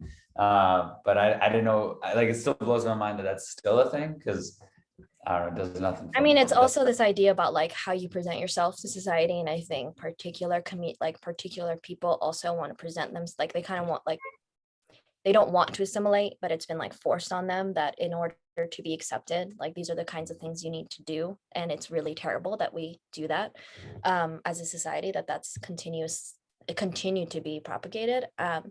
But so, I bring that up because I didn't really used to think about it. I used to always just think it's personal preference. I just like when my hair looks straight, right? Like I just like when I just think I look better. Right.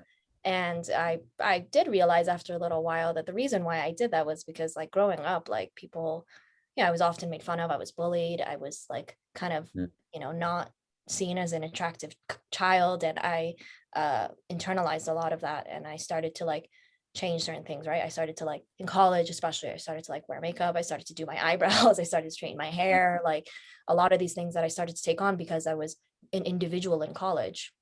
I wasn't doing those things because they were my own belief system. I started to do those things because, that's how I felt more attractive or more accepted in society. So I bring this up because like I've had this argument a lot with people about, so when I was at Thrive, we did most of our efforts and resources were put into early intervention and prevention, and not so much on like addressing like those with serious mental illness. And so people were really, really upset about that. Like the general community was upset about it. Everybody was really upset about it because, they saw like, I don't know if you heard, like last year or the year before, there was that young man who ended up shooting a couple people in a shelter in like the Lower East Side. Yeah. And that individual was seriously mentally ill. And, I think he was only 24 years old or 25 years old when that happened. And so people bring up instances like that and they'll say like, well, all these, and they'll use it, and I quote, crazy people on the streets, right, that are infiltrating our neighborhoods, that are, that are bringing violence, and, like, or, like, what are we doing about those people, those individuals, right? And like, they use those instances to then make themselves believe that the way that they're thinking is their own belief system, Right. their own idea, right? But it's not. Like, you feel the way you do about mental health because we have not done enough of that early intervention and prevention work. The stuff that you think is like flowery, right? Like they'll take, like they took pictures at one of our pre-Ks, because we do social emotional learning now in pre-K, which is one of the most important things you can actually do if you want to like prevent certain mental illnesses down the line, right? Or just promote more healthy social emotional development later on. And they would take pictures of like, journalists would take pictures of kids, like drawing pictures of happy faces and sad faces, because they're learning about emotions and how to like emotionally regulate themselves. Like, instead of just like screaming because I'm upset, how can I actually control my emotions and get across what I'm feeling, right? Without like bursting out, right? And they would take pictures and be like, what is this? This is what our $250 million of Thrive money is going to. It's this crap that we're paying for. And we're not paying to, basically either arrest or put that individual in, some sort of like institution. That's not what we're paying for. And again, it's because people have this idea of what, like, well, every time you bring up like mental health, what does that mean to someone? People automatically assume like schizophrenia, bipolar, there's an assumption of what it means when you have a conversation about mental health. I bring this up because I saw so much of that happen where people really thought, this is my individual opinion. I've seen it, I've heard it. You're not questioning though what it is you're seeing and why you are reacting the way you are to that thing that you're seeing. People who have serious mental illness are more likely to be the victims of a crime than they are to perpetrate, right? Like, they are more likely to be assaulted than to assault someone else. And we see that in the statistics, actually. But everybody thinks that all these people, first of all, they automatically assume that if you're homeless, you have a mental illness, right? Which is just absolutely false. And they assume that the person with mental illness is just like crazy, and that there's things that we need to do about it. And, it's just, I bring this up because there is just so much about the ways in which we think that are controlled by the narratives that are forced upon us. And so until we fix that also, and I think something I didn't mention earlier that I really should have mentioned is also media, which doesn't just include the news. It also includes TV. It includes the shows we watch, the movies we watch, the ways in which folks are, right, like positioned in those films.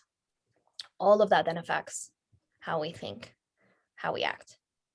So, you know, I think it's just really important. And something Rumor brought up earlier, you know, I thought was so important because there is a shift we're seeing, right, in terms of like parents who sacrificed and children who now are definitely speaking up a lot more. So I think generationally, we're going to keep getting there. Like we're going to keep moving towards that kind of like, you know, freedom of thought, I think, in some ways. But, you know, unless we really address the kind of like elephant in the room, which is racism, like that is not going to continue to like, again, be actualized and realized by all people. And that's where it's really unfortunate, but like it's just only going to be certain people who can actually access that and not others, right? Certain folks, certain communities. And so that's why I think I bring it back to the idea of democratic socialism and why we need it right now. Because if we really want this awakening period to happen in the way that is going to most benefit most people, then, you know, we need to think about equity right now. It's not something we can overlook and ignore. So how do we use, like, do you agree with the statement that the way in which we like the way in which everyday citizens can participate in politics is archaic? Do you believe that? How they can participate? Yeah, how they can participate. Like, oh, there's so many more ways that people can participate than they do participate.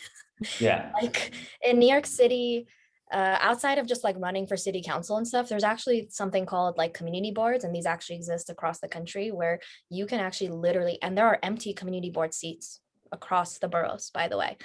You can literally take up a community board seat, and those are actually people that the community, that your council members will rely on. You'll be able to make direct decisions about your district, whatever district your community board is a part of. Like there's a lot of influence there that they have. So that's one way that people can participate. People can go to public hearings. They happen all the time. Anything that's like government related, like all of our town halls that happen, like there are so many opportunities folks to participate. Is everyone's voice heard the same? Absolutely not. So I think we do as a government also need to create channels, better channels. If I hear another, my question was really going to be, how can we use technology to start building more accessible ways to participate with this? Because it's like, yes, that's great that there is a community board, but how many people are actually, like, the way that actually exists, right? It's not like I can download an app, sign up to be a community board member, and not interact on this app with everyone else in my community, which is how 90% of my life functions nowadays. What can people do? Like, let's imagine there's some engineers who are listening to the show, and they're like thinking about building the next fucking app or the next whatever that would help people better participate in the political world. What do you think would be the best thing to create? Oh, the best thing? I'm not sure, but or something. What do you think is something that should be created? I mean, I think creating that's a tough one. I mean, I think there's a lot of different apps that can be created. I think that there can be apps about like local community happenings that like people are not aware of. I think that's really important. I think, you know, apps that promote, again, like knowledge and education are really important, but also apps that help folks realize what resources are available to them. Like in the government right now, you have to go on like 500 different websites to actually understand what resources are available to you. So if there was an application that actually like centralized all of that information and made it really easy for folks to like click a button, know exactly what's in their community, help them fill out the application or whatever it is that they need to fill out so they can actually get access to those things, I think that would be really helpful is one thing. But technology is really important. But the reason why I have qualms with the technology industry is because technology industries pretend to care about social impact, in my opinion, when the bottom line has a lot to do with making money. And I've seen that in government itself, like government, there are a couple of things that I also wanted to like touch on today was that government isn't purposefully trying to remain archaic. Unfortunately, we have a lot of like local laws, charter codes, things like that, that take 5 to 10 years in court to change. So like we were trying to move from a wet signature, like signing a contract, to electronic signatures like DocuSign, you know? And it took them like 5 years in court just to say, yes, legally for the state of New York, it's okay to accept an electronic signature over a wet signature. So like people need to understand these processes that exist. It's not like overnight the mayor or the governor can be like, yes, let's just do that. Though in some respects they can and they choose not to. So I think that's one thing. Another thing is that in government, like we really wanted to modernize, like for example, in mental health, the Department of Education does not have a centralized system to know what's going on with all their kids that are participating in mental health services, right? So like all of their like notes, right? Like notes on students during their like, you know, counseling sessions and things at schools were on paper. There wasn't a really way for us to actually be able to track the impact of these mental health services and whether or not they were impacting these kids positively, right? So one of the things that we did was we now, as a result of Thrive, and actually the work that my team did was we have mental health behavioral assessments that are now being used across all the schools that receive Thrive funding, which is about 400 schools, so that we can actually track, like from the moment you start your service with your social worker till the end of the year when you're discharged, or the end of the 2 years that you're discharged, what was the impact that this service had on you. And so we actually now standardize that assessment in our schools. But we had no way of putting this stuff online. Like everything existed on paper or in Excel sheets across, you know, different schools, and there was no way for us to centralize it. So we wanted to introduce a platform. We wanted to bring on centralized like case management, right, system. And we put together a budget proposal. Like someone on my team wrote this whole budget proposal. It was going to cost about like $1.5 million, which in retrospect is not actually that much money. And we wanted to use Salesforce because Salesforce basically already had everything built that we needed. We really didn't need anything fancy, and Salesforce did what we needed it to do. We couldn't afford Salesforce, and Salesforce refused to give us any sort of like discount. They just didn't care. They were like, either you pay or you don't pay. We don't care. Hashtag fuck Salesforce. No, I'm just kidding. I'm just saying that we come crazy. across That's what we use. We come across this all the time. So if like technology really cares, if they really care about social impact, why are they not making their services, their applications, their software, all of that shit more readily available to our local governments, to nonprofits in your neighborhood, to community organizations, to grassroots organizations? None of these organizations can afford those platforms. So if you want to like introduce technology, if you want to see innovation, if you want to see things become easier, more accessible to everyone, technology companies and these people who profit off of us, right, and our data, they need to realize that they have a hand in this and they need to take responsibility. This is not just about like government trying to stay archaic. We want to become more innovative, but we need the support of the individuals who benefit and profit off of those communities that are suffering to play a role. And so I think that is where we also need to like pay more attention to. Like everyone was like up in arms. So like, you know, the last thing I'll say is like the first like 4 or 5 months of COVID, I was reassigned from the mayor's office from Thrive to purchase medical supplies for our public hospitals. Yeah. And I was appalled. I was appalled that I, Minoo Shirmohamadali, had to go on video calls with Hong Kong at 1 a.m. to look at a ventilator I knew nothing about because we just needed them desperately, right? To look at masks, like I was having to try to procure like 25 million masks, you know, like 10,000 ventilators, like all of this. And when you have companies right there and people are celebrating the fact that Google donated 100,000 masks or some, you know, 100,000 masks lasts like 2 hours in New York City, right? Like that's what we're celebrating. Like people were like really touting these companies for doing the bare minimum, or actually not even doing anything, only doing it because it makes them look good, not because they actually care and want to integrate and really help uplift us. we started to look at consulting groups that were like, had centralized platforms where you could like look for vendors that have already been vetted, because one of our biggest problems was just like fake things that were being sold to us, or things that were being sold as more effective than they were. Like, I don't know if you remember that article that came out about all the like bad masks, the masks that were not actually that effective. Having masks to us at that time, when you have 20 million masks coming from China and it took you a month to get them, and they get to you and the health inspector now tells you that they're not 99% effective, but they're 94% effective, we're still going to take them because we don't have masks, because there are communities that literally don't have masks, right? So we need to hand them out. So we take them and we're like, whatever, cut our losses there, but they're more effective than not wearing them. And we got so much crap for that, right? And I'm not saying it's right, but I'm just saying we were desperate, right? Yeah. So then we tried to work with these consulting groups that vetted, companies. They all wanted to charge us. None of them would let us use their service for free. None of us would let us look at their little internal database of like, here are all the vetted vendors that you could probably reach out to. They would let us use it to a certain point. They'd like have a phone call with us and be like, yeah, we have all of this. Let's talk about it.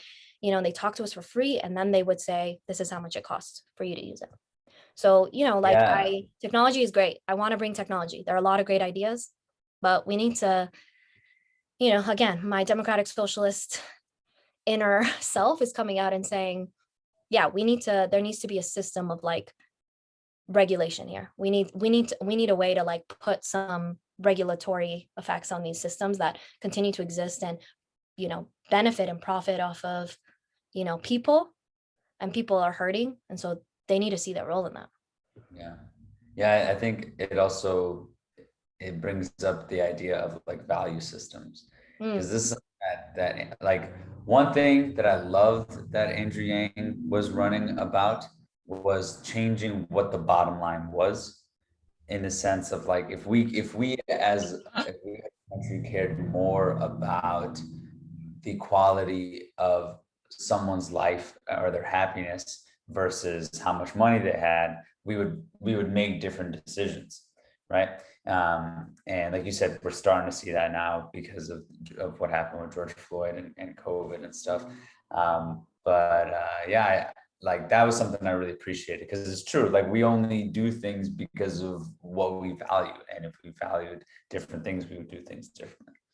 It's true. And, I had a conversation, I would say a debate with some friends about, the NFL, because again, my democratic socialist came out and I was saying how the NFL and the NCAA, like all the like college sports also, because they don't actually pay their players, but in NFL as well, like they benefit, right? Like they profit off of these players, and most of the players are coming from particular communities in this country, and the NFL invests nothing in those communities. If they do invest, they do like bare minimum, like tax write-off kind of stuff. They don't really invest in uplifting and, trying to increase and better the livelihoods of individuals in those communities that they benefit from. And I compared it to like an angel investor, like investors that come in. Investors go to startups and they say, okay, well, this is an interesting idea, but like, what is it to me? Like, how does it benefit me? And they will give them money, right? Resources, because at the end of the day, they will benefit from it, right? Like they ultimately get more money as a result of the smaller amount of money they make. So I compared it to that because I'm like, the NFL is profiting off of these individuals, right? And it's like, they're literally profiting off these individuals, but they are not investing anything into their communities and into bettering the livelihoods of those individuals. They just take and they don't give. And so there's just like, that's where also my democratic socialism comes into play. But I do believe in like value systems. Like I believe in a fundamental shift of our value system. It's not there. And I hope that we'll get there. But right now it's like, little morsels that we're told to chew on, as opposed to, larger, more revolutionary uprooting that I think is really actually necessary. So on that note, we're wrapping up here. Is there, because there was a lot that was talked about, and I don't think like we've really talked about ideas and possibilities, and how would you encourage the listener to, if they wanted to take their own action, get educated, have a better understanding of how they can play a bigger role in how this country functions, what can they do? Yeah, I think one of the like easiest ways is just how we are educating ourselves, right? What are the resources we're looking at and how we're talking about things to one another. I think that's really important because I do see the ways in which we converse with one another. A lot of people say like, oh, we're being too PC these days. I'm not like talking about that right now. I'm talking about, again, the norms that have been built into our heads. Like we need to have more open dialogue with one another. Because that's where shift occurs, right? Culturally, that's where shift occurs. It's like through conversation, it's through community, right? Like collaboration. So I think that is one easy way to start, is like learn more, like pick an area, because I think it can be really overwhelming. So like pick an area that you find interesting and just kind of like focus on that.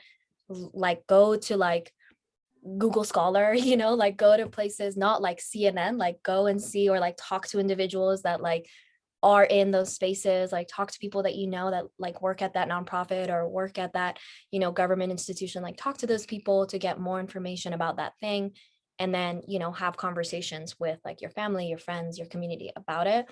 I also think that, I mean, like getting more involved politically is important. I now recently actually left the mayor's office. And so, I've been trying to figure out ways to still stay politically involved. It's been hard with COVID, but like a lot of things right now actually have moved to like Zoom. Like you can go on a public hearing via, a virtual Zoom session. So I do think becoming more aware of what's going on locally is really important. And I just think questioning more of the information that's being handed to you, like question it. Don't assume everything is fact. And I think you brought that up early, Jesse. Like just because the CDC is saying it doesn't mean that they're saying it because it's 100% factual. Politics do play, a role in all of this. And yeah, I mean, it's hard. It's hard to say because every community has different access to resources and has different, kind of starting points. But I do think conversation is huge. Awareness is huge. And be more open to kind of, I would say, unlearning and relearning like certain things, right? Don't assume that like, the number of times that people are like, oh, you work in government. Do you are you a teacher or do you work at the DMV? Like really rethink what like all of this means, and like don't just assume that just because it's something you've heard or like it's the only way that people talk about something that it's fact or real, right? Like a lot of times, because a lot of us are saying the same things, we just assume that that's fact. I don't look into it to really understand it. So I would say just question some of those things that pop up in your own mind, and don't be afraid to like also be told you're wrong. Something I have to tell myself all the time, because for a long time I would get really upset when I talked to people who had different views than me. My Berkeley protest signs would go up, and I've really learned to like actually engage in those conversations. And so the last thing I'd say is also learn about different perspectives than your own. I think that's really important. I read books like, like one really popular book that they made a Netflix movie out of. I read it like 6 years ago, Hillbilly Elegy. Like that was actually a really good book for me to read. I don't watch Fox News because I don't believe that's where I should be learning about the other side's opinion, but I'll look at and understand kind of like what are prominent folks in those spaces saying. Like I literally will go on YouTube and just like look up, what are the opinions of folks that don't necessarily see my own viewpoint, so I can understand them better. Yeah, I think that's some of the greatest advice anyone can ever get. Yeah, but I mean, I also think like stay grounded and stay true to what you believe in, but again, make sure what you believe in is like actually based in some sort of reality. Right? Don't just believe it because it's what's been handed down to you. That's something I had to unlearn, because there was a lot of that handing down of particular norms as a first generation immigrant, right? So there's a lot of that, but yeah. Minoo, this has been like great. I talk too much, but thanks. Right here to talk. Thank you so much for jumping on. Where can the people connect with you, reach out to Oh, you? Thank you. not Any- really a influencer, but Hey, you come can on, you can find me on Instagram. I don't have Facebook. I deleted that a little while ago. I don't use Twitter, and I don't use the TikTok these days, but I do have an Instagram. So you can find me at Minoo Shirmo, because my last name is too long. So MINOOSHIRMO on Instagram. You can connect with me there. Yeah. Awesome. Ruben, any last words? I think y'all, I mean, we probably definitely left more questions than answers, which I think is always good because I'm always a big fan of questions. So thank you for showing up, really giving us, I would say, the tea, as the young people are saying nowadays, about all this that's going on, and being able to come from a place of like, hey, I was in there and I saw it like with my hands, and here's what I learned, and here are ways we can probably fix this moving forward. So thank you so much for joining us, and I really hope the listeners get a lot from there. So if they have any follow-up questions, they may be reaching out to you via Instagram. Hey, man, if they want to, they are welcome to. Cool. So, sounds good. Well, I'm an open book. I don't shy. Jesse knows this. I'm just, what you see is what you get, Well, we appreciate that. We quarrel like brother and sister, Right. We need more of that anyway at this time. So it's perfect. Awesome. Thanks, y'all. All right. Well, thank you. No problem. Thanks everyone for listening. Peace. Peace. Bye.